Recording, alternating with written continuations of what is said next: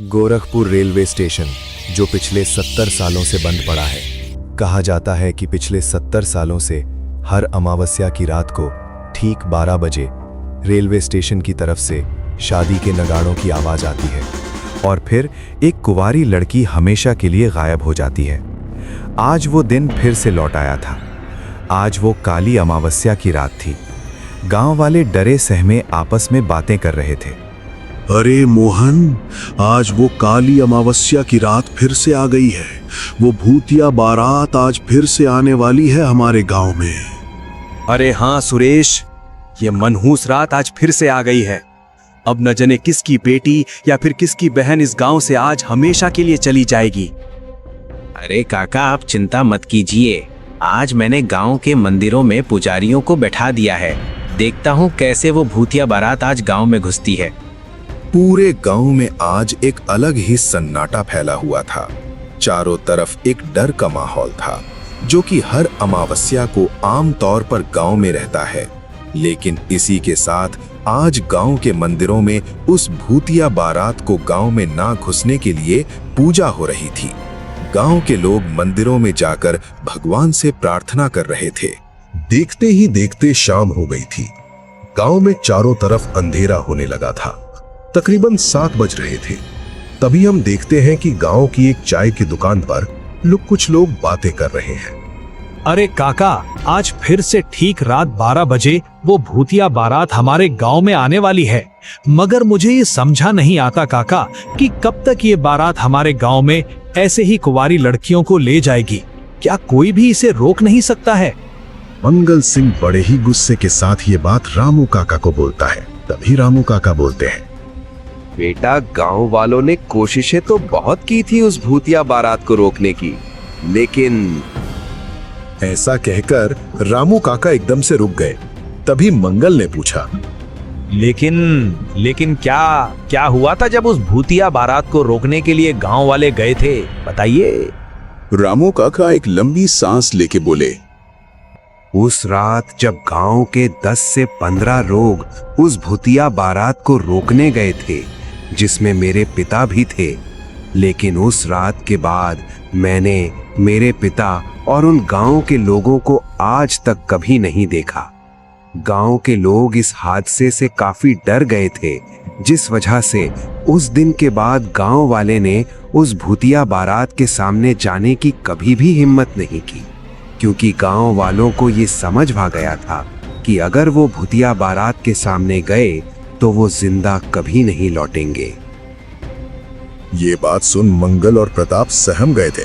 तभी मंगल बोला, लेकिन काका, वो भूतिया बारात तो सिर्फ कुंवारी लड़कियों को ले जाती है, तो फिर उस दिन गांव वाले क्यों गायब हुए?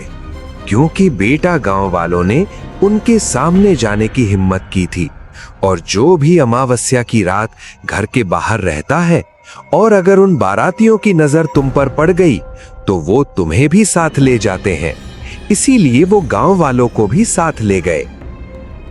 तभी डरती हुई आवाज में प्रताप बोला, लेकिन काका, क्या आपने कभी इस भूतिया बारात को देखा है? नहीं बेटा, मैंने आज तक उस भूतिया बारात को नहीं देखा। कभी हिम्मत ही नहीं हुई देखने की। रामू काका ने अपनी बात खत्म ही की थी कि उनके पास बैठे गणेश काका बोलते हैं, तुम सबकी बातें खत्म हो गई हो तो अब हम सबको तुरंत ही अपने अपने घर जाना चाहिए, क्योंकि रात बहुत हो गई है, 11 बज गए हैं। काका की बातें सुनकर सभी लोग अपने अपने घरों की ओर जाने लगते हैं। रामू काका की इतनी बातों के बाद अब मंगल और प्रताप की जिज्ञासा काफी बढ़ गई थी। उन्हें अब कैसे भी करके उस भूतिया बारात को देखना था। मंगल बोला, देख प्रताप, हमें ये तो पता है कि वो भूतिया बारात गांव में आती है और किसी लड़की को ले जाती है, लेकिन यार हमने कभी अपनी आंखों से नहीं देखा।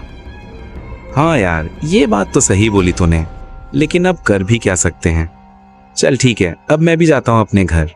अरे मैं ये कहना चाहता हूँ कि क्यों ना हम आज रात बाहर ही रहें और उस भूतिया बारात को अपनी आंखों से देखें। हमें पता भी चल जाएगा कि भूतिया बारात दिखती कैसी है। अरे मंगल, तू क्या पागल हो गया है क्या? पता नहीं तुझे रामू काका ने क्या बोला था? अगर वो भूतिया बारात तुम्हें देख लेगी तो तुम्हें भी ले जाएगी। और मुझे कोई मरने का शौक नहीं है अभी। अरे प्रताप, मुझे भी पता है ये, लेकिन हम थोड़ी ना उस बारात के सामने जाएंगे, बल्कि हम तो उन्हें चुप के देखेंगे और उन्हें पता भी नहीं चलेगा कि हम उन्हें देख रहे थे। अब समझ आया? लेकिन यार, कहीं उस भूतिया बारात ने हमें देख लिया तो? नहीं भाई, रहने दे, उस भूतिया बारात को देखना। और तूने सुना नहीं था उस समय रामू काका ने क्या बोला था? भूल कर भी घर के बाहर नहीं रहना। अरे प्रताप यार, चलना, इतना भी क्या डरना। और वैसे भी हम कहीं पे छुप के उस बारात को देखेंगे, वो भूतिया बारात हमें देख ही नहीं पाएगा। तू बस चुपचाप चलाओ। प्रताप भी मंगल की बातों में आ जाता है और दोनों निकल जाते हैं उस भूतिया बारात को देखने। वो दोनों एक पेड़ के पीछे जाके छुप जाते हैं और उस भूतिया बारात के आने का इंतजार करने लगते हैं। राजू की बहन बहुत सालों के बाद गांव आई थी, इसीलिए वो अब इन चीजों में विश्वास नहीं करती थी। क्या भैया, आप सभी गांव के लोग अब भी उस भूतिया बारात के किस्सों को मानते हो? अब मैं बड़ी हो गई हूँ भैया, अब मैं इन भूतिया बातों को नहीं मानती और आप भी इस अंधविश्वास से बाहर निकलो। अरे छोटी, ये कोई अंधविश्वास नहीं है, बल्कि अब भी वो भूतिया बारात हमारे गांव में आती है और आज भी वो भूतिया बारात गांव में जरूर आएगी। और मैंने तुम्हें कितनी बार समझाया था कि जब अमावस्या की रात आने वाली हो तो गांव में मत आना, लेकिन तुम फिर भी गांव चली आई।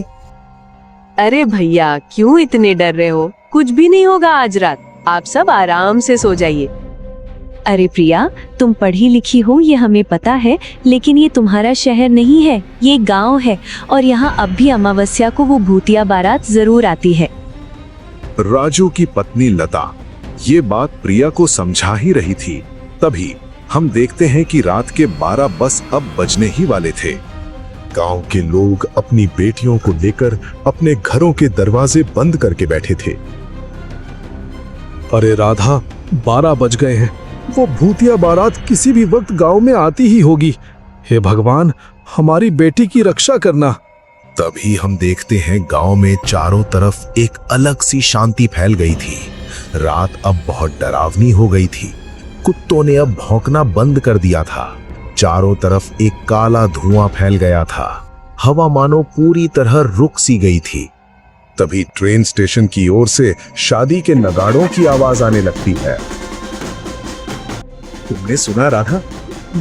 ये शादी के नगाड़ों की आवाज को, वो भूतिया बारात आ गई है राधा। हे भगवान, हमारी रक्षा करना। उधर प्रताप और मंगल डरे सहमे उस पेड़ के नीचे खड़े थे। तभी प्रताप बोला, अरे यार, लगता है आज तू मरवा के ही मानेगा। भाई चलना घर, रहने दे ये भूतिया बारात को देखना। कहीं गलती से उस भूतिया बारात ने हमें देख लिया तो? अरे कुछ नहीं होगा यार, मैं हूं ना तेरे साथ में। बस हम उस भूतिया बारात को देखेंगे और फिर चुपके से घर चले जाएंगे। कुछ नहीं होगा, तू बस चुपचाप खड़ा रहे यहाँ।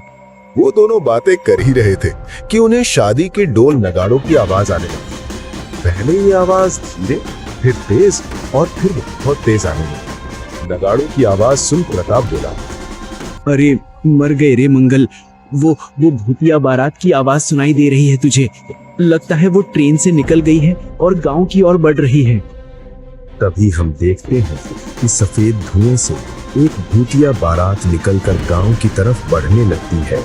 इस भूतिया बारात में किसी का पूरा शरीर झला हुआ था तो किसी का मुंह, और सबकी आंखें खून से भरी हुई थी।